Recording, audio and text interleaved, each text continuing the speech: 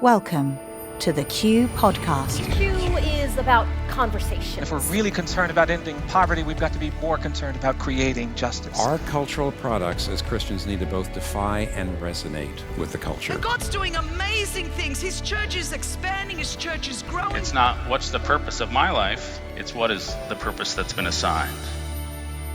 Stay curious, think well, advance good. This is Q.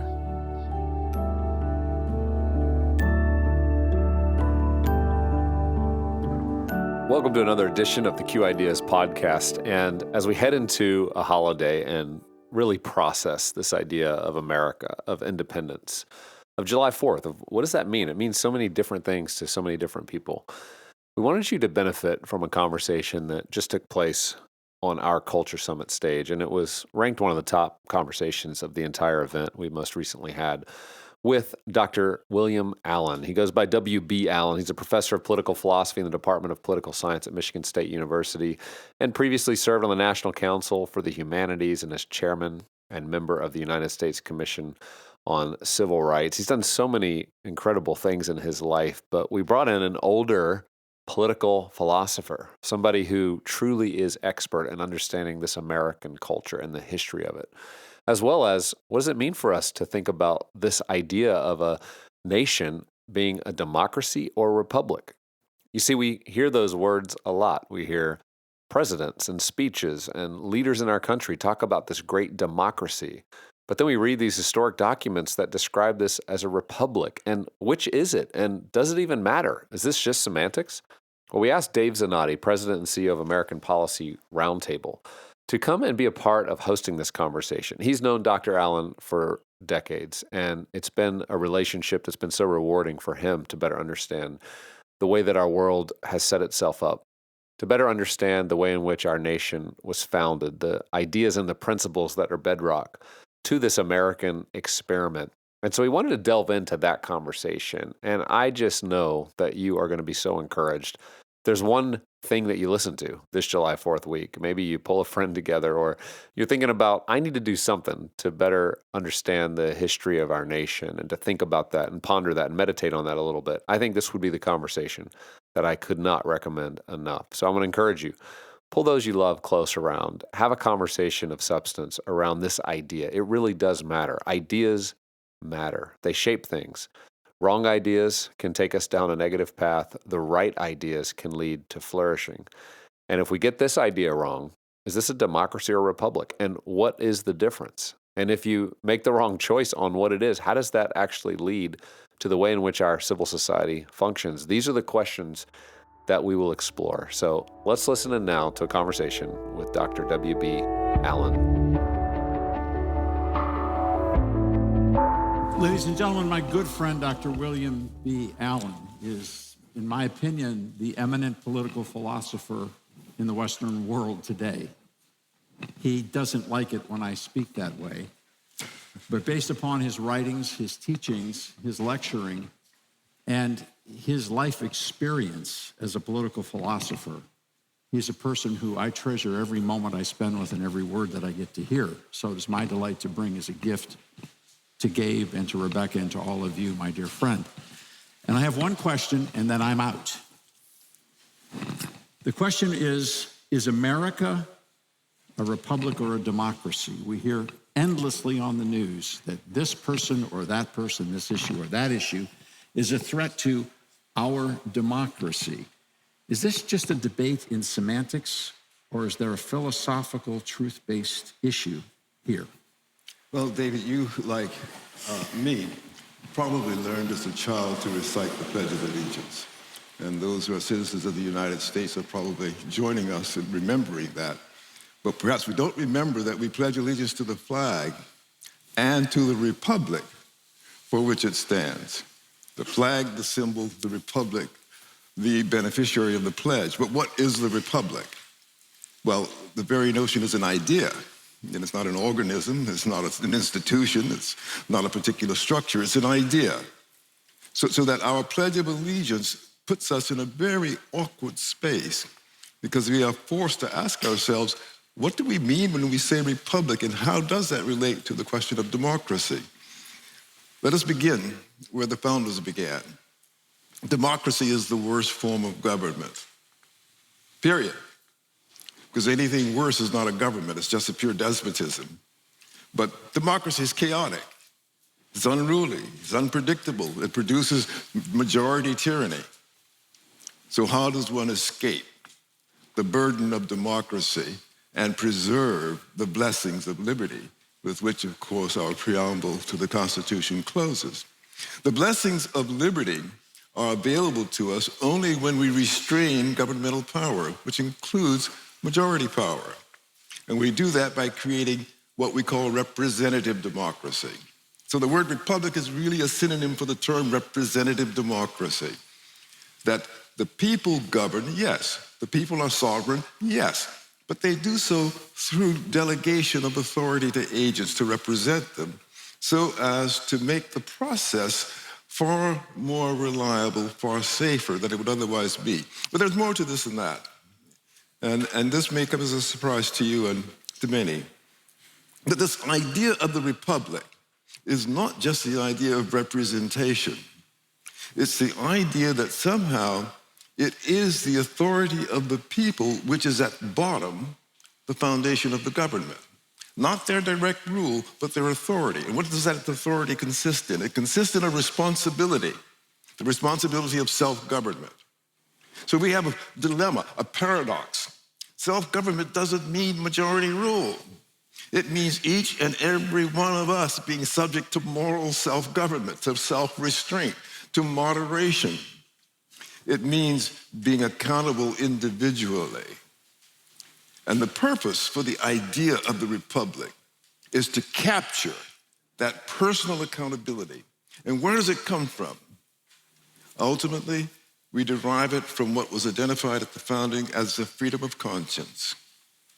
And when James Madison defined that for us in 1785, he defined it very clearly as the obligation human beings owe to God, which is prior to any obligation to civil society.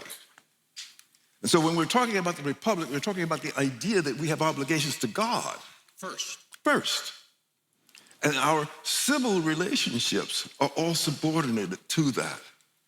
And therefore we have to work those out as well as we can, because the reality is we live under two governments, not one. We live under, call it a representative democracy or a republic, if you will. That's one, but it's not the most important. The most important government we live under is the divine monarchy of God. And if we forget that, we will lose our way. We will become fixated on those governmental institutions with which we live and the political parties that seek to run them, and we'll forget we owe a superior obligation to God prior to any obligation we have to civil society. Madison spoke of the obligation of first defining oneself according to the reality of the existence of God, Yes. which then permits a person to enter into civil society from a position of responsibility. But we live in a culture that says God is only optional if you want to be religious. But if you prefer to be a scientific materialist, that entire conversation is irrelevant. Quite Where do we end up with in that debate? Well, of course, we end up with the same problem we've had ever since Christ appeared on earth. When I'm asked what is my religion, I've decided I'm no longer going to say I'm a Christian or a Protestant or a Baptist or a Reformed Episcopalian or whatever else I've called myself through the years. I'm just going to say I follow the way. And to me, that's a sufficient identification for what it means to follow Christ. It's the first of the terms Christ used to define it himself: the way, the truth, and the life. So I'm a follower of the way. And those who are followers of the way have accepted that responsibility, that individual responsibility. And they've also accepted something which I heard an echo of this when Gabe was speaking earlier, talking about parallel lives. The first parallel lives were the lives of the way. They were the ones who lived not having government get their back, but government on their back. They were the ones who had to build a separate existence alongside the secular existence. And of course, ultimately, to grow and thrive in spite of it. So it's the way that defines that relationship that will allow us to survive the trend towards secularization, to have the resilience, to have the strength of conviction, to follow the way no matter what. That has always been from the beginning what we have been called to do. That is witness. Now, those who say we must save our democracy, are they trying to say something more? Well, they're trying to say, as it seems to me, perhaps the best way for me to express this is that they are invested in what is clearly a partisan operation, i.e. identification with a political party, loyalty to a political party. And so they identify the democracy as, in effect, the party. And the outcome of the democracy is nothing other than whatever works to establish the party's power and authority. But the reality is, no one can be properly loyal to a country who isn't prepared to abandon a political party. Sorry, could you repeat that for us, please?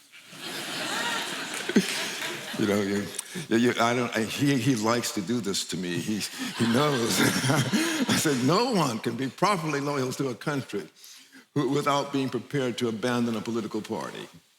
Because the party is not the agency of governmental representation. It is merely an informal association for those who are in the struggle for power, the contest for power. It does not command primary loyalty and should not command primary loyalty, because to do so means to betray one's fundamental commitments to one's country. Would it be safe to say that a person following the way would put principle over party? It would put principle over party, yes, but remember, following the way means understanding that our first obligation is to God. That's the obligation which we understand by conscience.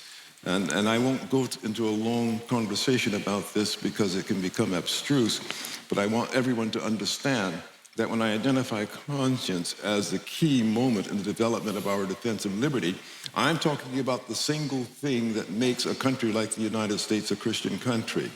It is not because there are Christians in it that it is a Christian country. It's a Christian country because it was founded on the freedom of conscience, which is only to be derived from the Holy Spirit and has no other possible existence.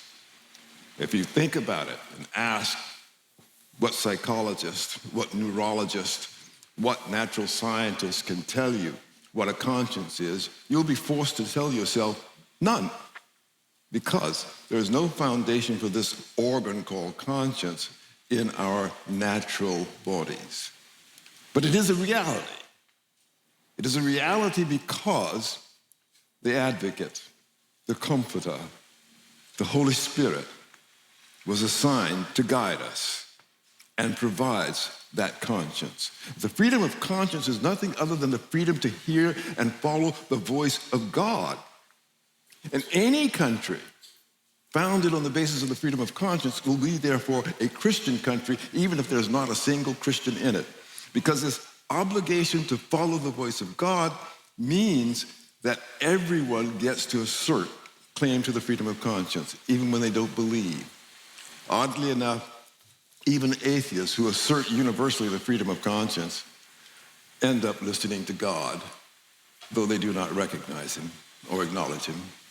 Is there any instance in the cultures of government that you have studied, going as far back as you like, where a pure form of democracy worked to protect the right of conscience in the end? That question really has to be answered in historical terms by asking whether the United States has fulfilled its mission. And the answer to that is, the story isn't ended. We've done well enough so far, and there's much better that could be done. But we will say at the end of the day, it really doesn't matter what country survives. I don't want to shock people when I say this, but we are not going to be here forever. No country's going to be here forever. No government's going to be here forever. And so we don't want to pursue the vacuous and empty reliance upon ideologies and parties when we know the way will take us home. Is there anything else you wanted to add? We have very little time, but I would say this. I want to go back for just a brief moment to why we don't want to follow parties particularly, and why we want to take ideas seriously. When Gabe mentioned Václav Havel this morning, I was reminded of a conversation I had in a group of people with Havel in 1992. And Havel had this to say, and I'll leave this with you as a closing word. This is Havel, in answer to a question. I won't repeat the question. I believe that if democratic institutions ought to be firm, and if the state has to have a frame and be able to vote, there must be something to hold things together. But I believe that ideology is the worst possible instrument of holding things together. I believe that this glue holding things together should be neither an ideology nor a utopia, because it's certainly easy to invent an ideology or utopia and have it accepted. But I believe we should follow a more complicated course and build on our own values and ideas. Havel went on. But I would say our own values and ideas are precisely those we have inherited from the emergence of Christianity as the primary force in the world. That quote sounds very much like a passage from the book of Colossians. Speaking of Jesus, he is before all things, Yes. and in him all things hold together. Is he sufficient to hold together our form of civil government? Well, let me close by telling you a story that may give you the answer to that. A very brief story. I opened with pointing to the Pledge of Allegiance and saying we pledge allegiance to a symbol of the Republic, of an idea. The first time I had that told to me was by a mentor who was himself a former socialist who had become disenchanted and abandoned Marxism and become somewhat conservative. And he pointed out in a perfectly secular account how this was greatly important and paradoxical.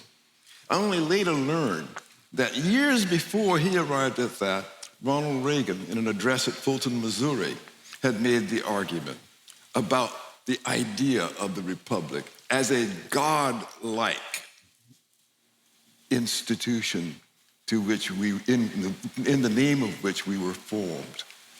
It was Ronald Reagan who first said that, as early as 1952, in Fulton, Missouri, the same place where Winston Churchill, of course, proclaimed the advent of the Iron Curtain.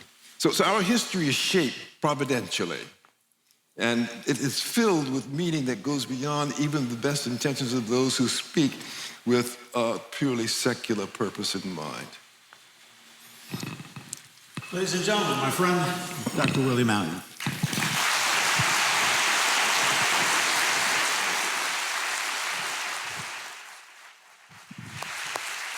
Stay here for a minute. I want you to stay here for a minute. If you're not going to take the time, I will. All right, I've got another question for you. So as you're describing, let's step out here for a second. But I mean, wasn't this amazing? Do this. Wasn't this amazing? When people, I mean, you've done such a great, Dave, come up here. You've done such a great job of helping us, I think, see this difference between the republic's this great idea, but our commitment to America as something that has to stay or that it has our allegiance could get misplaced in our pursuit of following Jesus or following the way, correct? Yes. So what is our responsibility in this nation as a citizen, as Christians following the way, when we see the idea of the republic maybe slipping away, or we see this really good idea moving into a place that it's being bastardized and turned into something different? Yes. Do we resist it? Do we just stand back and watch it happen? I believe the counsel of Christ is the only counsel we can reliably follow in this instance. And that is to say, we must be prepared to suffer every imposition in order to proclaim the truth. And to follow the way means to proclaim the truth. And if you can't proclaim the truth without resisting, then you will resist. But if you can proclaim the truth, that is first and most important. In everything that we do not compromise the truth. And then on the freedom of conscience idea, I mean, so many people haven't heard that at the depth. I know you guys were getting to discuss it, and the value of conscience. Is the conscience something only a Christian possesses, or would you suggest any person through God's common good? You're going to stretch the limits of people's patience because I tend to do that. You're asking about things that I work on very intensively, and I'm at present writing a commentary on an 18th century text in which I've explained something that hasn't been explained before in the world. And I call it cluotheism. And what do I mean by cluotheism? I'm uniting the Greek terms for to hear and God. Hearing God, cluotheism. I ask myself, why is it we talk about atheism and theism? What do the atheists bring to the table? Well, it turns out God is speaking to everyone. And the only really important question is, do you hear God? Now, those who can hear God, whether they're believers or non-believers, are cluotheists. And if you see an atheist proclaim that he or she has a conscience, he or she cares about people, well, that atheist is listening to God, even if not acknowledging it. So, cluotheism is the key. Yeah. Everyone must hear God. Everyone does hear God. Those who follow the way know they hear God. Let's thank Dr. Allen again. Well, I knew that would encourage you just to hear that conversation, that dialogue. I mean, W.B. Allen just brought so much substance, such depth. You can tell about a philosopher how deeply they think. It's always challenging, the kind of questions they ask, the ways in which they approach it. I love the way he describes following the way of Jesus and how that becomes such a priority, and it must be the priority of the Christian's life. And if we're really following Jesus, then we're loyal to him first and foremost, not just to a nation. I think it challenges all of us and encourages us in a time and a season where politics has become so polarizing, when discussions around the history of this country have become alienating, when it's been difficult to find spaces to talk and dialogue about these very topics. Well, I hope over this July 4th holiday that you can have some great conversations with your family, with your friends, with your children around what is this nation? What does it mean? What does it represent? How am I supposed to be a good citizen? Not only a citizen of this country, but more important, a citizen of the kingdom of God. And how would that impact the way in which I think, I act, I live, I contribute? And so let's all take a moment to consider this for ourselves and for those that we love this holiday season.